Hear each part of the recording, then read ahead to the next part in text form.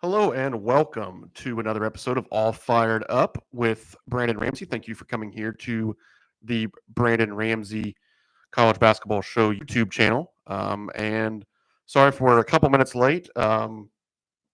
It's weird because I've done this 5 or 6 times now, and I feel like I'm starting to get the hang of it. But today, just my camera, my webcam wasn't working, but we got that figured out, which is good. Because I actually have another show at 1 o'clock, so we do have a hard out about 1 o'clock on today's All Fired Up episode. But that's fine. Normally, these are only about 20 minutes anyway.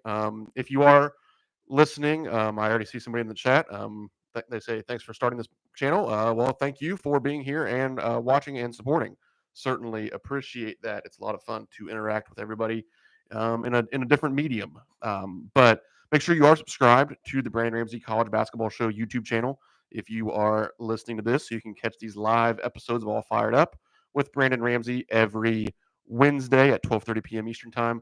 Also, make sure you find the Brandon Ramsey College Basketball Show on Spotify or wherever you do listen to your podcast episodes.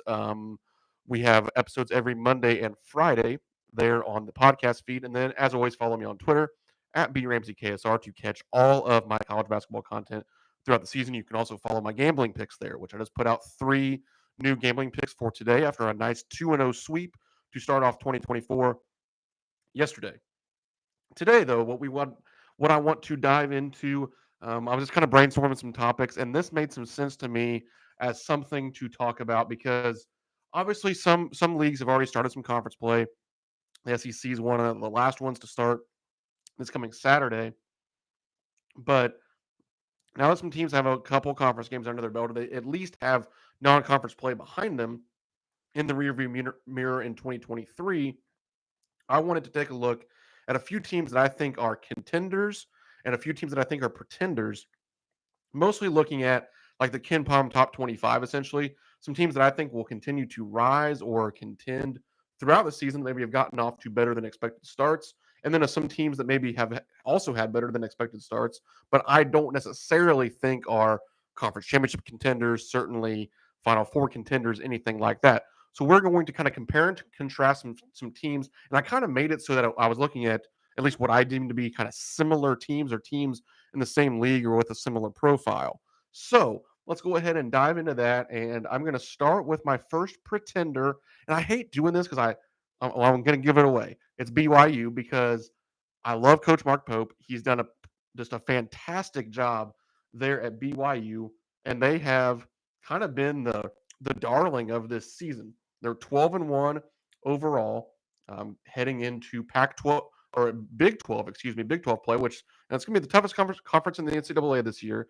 They weren't necessarily projected to be a top of the league contender by any means this season, but they've been that sort of team early. I mean, the analytics, Ken Palm, all those places love them. They're third in Ken Palm right now, sixth offensively and 10th defensively, mostly because they are just unbelievably efficient right now on both ends of the floor, but especially offensively. They shoot a million threes. Almost half of their shots come from 3-point range, and they're shooting 38%. So that's a great place to start. They're 60% from two, which is incredibly impressive as well. And they just have a lot of different guys that can score it on you. I mean, just going through their averages, I mean, that they have they have 6 guys.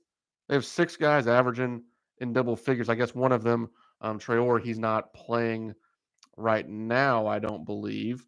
Yeah, but going back to early in the season, so they have 5 guys actually averaging in double figures, led by Jackson Robinson, who has been outstanding this year. He's shown to be one of the better shooters that, I mean, like in the country almost at this point. He's making 3 threes a game at 41.4%, which is impressive for him at 6'7" on the wing. He's never been this high of a percentage. I mean, last year he shot 59 or 56 of 165 from three, but I mean that's 34% or so, and this year's over 40% on like definitely taking a step up in volume. He's making almost 2 threes or twice as many threes per game now this season as he did last season. Dallin Hall has been excellent at the point guard position, averaging about 4.5 assists per game. Spencer Johnson also is another playmaker for them, averaging almost 5 assists per game. Both those guys are right around 10 points per game as well. So they have multiple guys who can really play make in the backcourt, surrounded by a bunch of shooters. Their downfall has been like they don't have a ton of true size around the basket, which has led them to not be great protecting the rim. Noah Waterman is their big guy, but he's much more perimeter oriented. Another guy who's made 33s this season. That's why they've been so good offensively. Is even at the five, they're getting 33s on the season. Almost three a game from their five man. But I don't think defensively they're going to hold up. They don't force turnovers. They've kind of had some 3-point luck where teams are shooting just over like 25% from three on the season. And to me, like, and I've said this in some other mediums as well, like on the Brandon Ramsey College Basketball Show podcast, where I'll admit, for as in the weeds as I am with college basketball, I know all these rosters, I know the statistics, I watch all the games, but and I love KenPom, I love Bart Torvik, all these different analytic websites, but I don't admittedly fully understand what goes into them. Like when you look at BYU's record, or not necessarily their record, but their schedule, I don't understand how the output is then that they're third in the country in KenPom. They have, and they lost their game at Utah. We're going to talk about the Utes later, but their best win is against San Diego State. Their only other two top 100 wins. No, they only have one other top 100 win. Am I reading that right? Yeah, NC State. So they beat NC State on a neutral floor, and they beat San Diego State. I don't understand how that gets you to third. Like their last four wins, their best one is 199 Wyoming, and then Denver, which is 200 in KenPom, Georgia State 225, Bellarmine 254. They played Morgan State 352, Southeastern Louisiana 278, Houston Christian 357. Like they've not played good teams, so they're not exactly tested. And that's why, personally, my contender that I like of this profile is Colorado State. I watched that entire game last night against New Mexico. New Mexico is a team that I picked early on this season, actually, as a potential Final Four team, of a future on them to make it to the Final Four. But Colorado State started off Mountain West play, which has been an excellent league, like literally a potential 5-bid league this year. But Colorado State started off with a victory, 76-68. Incredibly impressive defensive performance to hold a really high level offensive team in New Mexico to only 68 points. And we all know that the Rams, Coach Nico Medved, like those guys are excellent offensively. They always are. But now, like if they can be this good defensively, if they can be what we saw them against New Mexico last night, like this is a team that can beat anybody in the country. And to me, their profile, their resume is so much more impressive than BYU's that I just don't, for a team that is still highly, highly efficient offensively. They have shown flashes defensively at times. Like, how is this profile I'm about to read off to you not more impressive than what BYU has done? And let's face it, the Mountain West is incredible this year for the Mountain West. It's still obviously not the Big 12. So, like, Colorado State has a lot more success going forward to look forward to, I think, than BYU does. And like, I'm not so sure that, like, is it crazy for me to say that Colorado State's going to have a better seed in the NCAA tournament than what BYU will get? Look at these wins already. Louisiana Tech, that's a top 100 win. Boston College, top 100 win on a neutral floor. Creighton, it's a top 15 win on a neutral floor. Colorado, top 25 win. Washington, top 50 win, neutral floor. They lost by 3 to St. Mary's. Just beat New Mexico, who was 36th in KenPom. So that's six. That's 6 top 100 wins. Most of those coming in the top 50. Like BYU can't compete with that right now. And Isaiah Stevens is the best best player on either one of those teams. He is, I've got the stats here. He's averaging, he's averaging 17.4 points per game. He has 103 assists, only 35 turnovers in 14 games. Like, he is arguably the best point guard in the country at this point. The Division II transfer, Patrick Cartier, like, he continues to be very impressive. He's one of the best players in the Mountain West, averaging 13.5 points per game, shooting over 50% from three-point range, as is Nick Clifford, averaging 13.1 points per game. So, like, they have big men. And I mentioned this about BYU with Noah Waterman. Like, this Rams team has big guys that can stretch the floor and shoot it just as they do, and they probably are more skilled overall. So to me, I'm buying stock in Colorado State. I'm probably selling a little bit on BYU. Eddie Congress in the comments says, yeah, but BYU is coached by Mark Pope, and that's all you need to know. Hey, I love Mark Pope as much as the rest of us. Like, I think he's a great coach, great offensive mind. He's built something really good out there at BYU. But, so is Nico Medved at Colorado State, and they're, kind of out for vengeance after last year sort of unraveling on them. So to start off our little contenders and pretenders series here, selling some stock in BYU, buying stock in Colorado State as they go into Big 12 and Mountain West play, respectively. Now, a little bit more near and dear to home in the Southeastern Conference, we are going to talk about Alabama and Auburn. Now, again, an analytics darling is Coach Nate Oates and the Alabama Crimson Tide. And to me, at some point, like, don't the results have to be the results? Don't the results have to matter? Alabama's 8-5 on the season, essentially losing to all the good teams that they've played. They play Ohio State on a neutral floor. They give up 92 points. They play Clemson down in Tuscaloosa, give up 85 points, lose to Clemson. Give up 92 points on a neutral floor to Purdue. Give up 85 points at Creighton. Give up 87 points in a neutral floor game against Arizona. Like, this defense is not good, and yes, we know what the offense is when Nate Oates is coaching the game. They're going to shoot a bunch of threes. 46.6% of their shots come from three, and this year they're making 39% of those. They're per KenPom the number one offense in the country. Do I think that's going to keep up? I just don't know. The last 2 years, Alabama on the same or similar volume from 3-point range, 30.9%, 33.5%. Now, I know that's not completely fair. You have different guys shooting them, but like, I don't necessarily think they have more talent. I don't necessarily know if they have more shooters, and this team's shooting 39%. And why is that? Well, you have Mark Sears shooting 45.6%. I think Mark Sears is great. I love that addition for this offense. I think he's going to continue to shoot at a high level. But then, do I think he's going to shoot 45.6% in SEC play? I don't really know. I mean, he's a 34.5% three-point shooter last year. Aaron Estrada, he's shooting 38.6% from three. He's a career 35% three-point shooter. Grant Nelson isn't shooting it well from three, but you have Rylan Griffin, who's came in and really come on strong of late, especially. I mean, in his last few games, he shot it well for the Crimson Tide. He's a guy that shot 30% last year. He's 38.3% this year. I don't know if all that's going to stand up. And if they start to even falter a little bit offensively, now, like, we're talking about a team that I think can go 500 in the SEC because the SEC is that good this year, in my opinion. However, I don't want to turn into Stephen A. Smith here, but however, Auburn, like, I love what Coach Bruce Pearl has this season with the Tigers. They are 11-2. Yes, they have that weird loss to Appalachian State, but this is a team that, going back to the beginning of the season, they played Baylor. We all watched that game there in South Dakota at the Pentagon, where they lost 88-82. But then they had the weird loss to Appalachian State. But this is a team that's beat USC. They beat Indiana. They beat St. Bonaventure, Virginia Tech.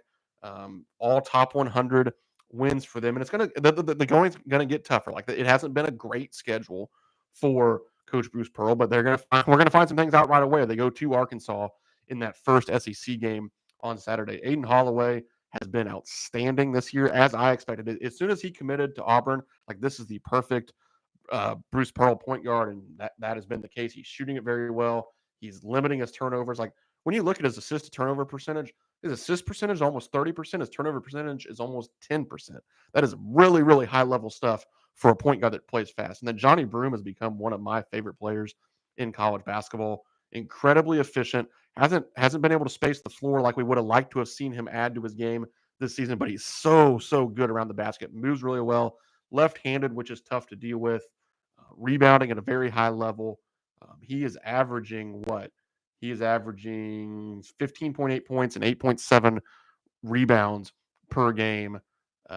Just continue to be really impressed with him, the former Morehead State transfer. Jalen Williams has been excellent. Trey Donaldson has been excellent. A lot of athleticism as usual, a lot of strength, and a lot of guys that can make plays off of the dribble. And then you can always have the kind of the pressure release of throwing it inside to Johnny Broom. Yeah, Eddie, I see your comment here now about says he was in a college basketball reference of wormhole. Man, aren't those fun? And Bama's averaging 92 points per game.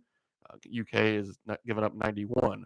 Um, yeah, I mean that's the thing about Alabama. You mean you said it; they're dangerous. Yeah, that's always the thing. And on my gambling side of things, like I essentially have a credo where I'm never going to bet an Alabama game because like you could line it up against the LA Lakers and they might hit 23s and win the game, or you could have them play Eastern Kentucky and they might go 3 for 30 and lose the game. Like you just never know what you're getting with this group.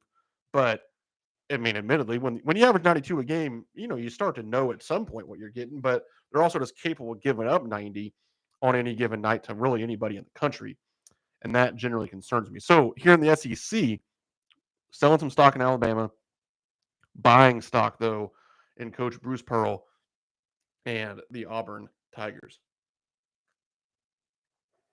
We'll wrap things up here with one final kind of give and take with Arizona and Utah in the Pac-12. Arizona's been a team that I was high on early in the season when they were making their run. Like incredibly impressive performance in their win at Duke.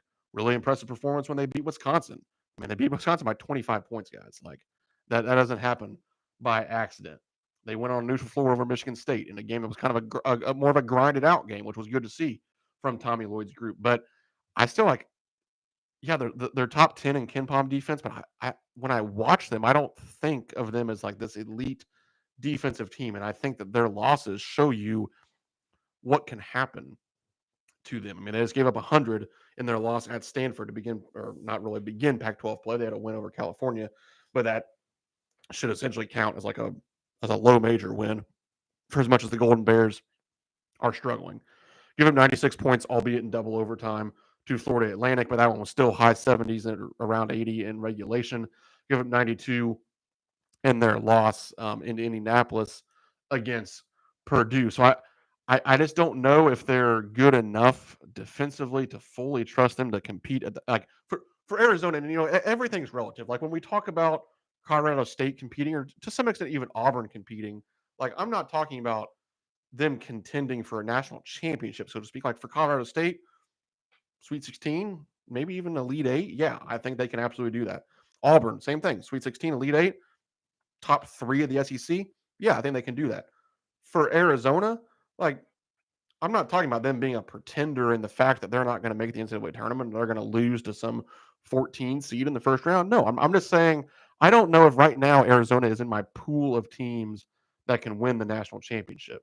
And a lot of that has to do with like if Caleb Love is your highest usage player, which he is I mean, he's taken 27.9% of the shots for Arizona. I don't know if that equates to an NCAA championship team or even a Final Four team.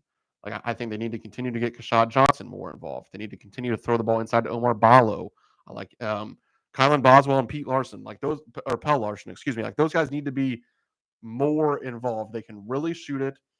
They are good playmakers. Like they are as good or better with the ball in their hands than Caleb Love is. Now, Caleb Love's obviously more dynamic, and there are games that Caleb Love is going to win you, maybe even an NCAA tournament. But I think he's also going to lose you one. And I think that you need to have a little bit more Kylan Boswell, a little bit more Pell Larson to kind of counteract some of that table test that you're going to get from Caleb Love. And that's not like he's had an excellent season. Like he's been a part of their success, but then he's also a little bit a part of your failure. I mean, he's still just not overly efficient. Um, Now his turnovers have been way down. I think that's because he just has so many other talented guys around him that don't turn it over. But I would just like to see them improve a little bit defensively and then get some other guys the ball a little bit more than Caleb Love. However, again, with the however, sticking in the Pac 12 for a game which will be coming up this Saturday. So we have something to look forward to. Utah goes to Arizona.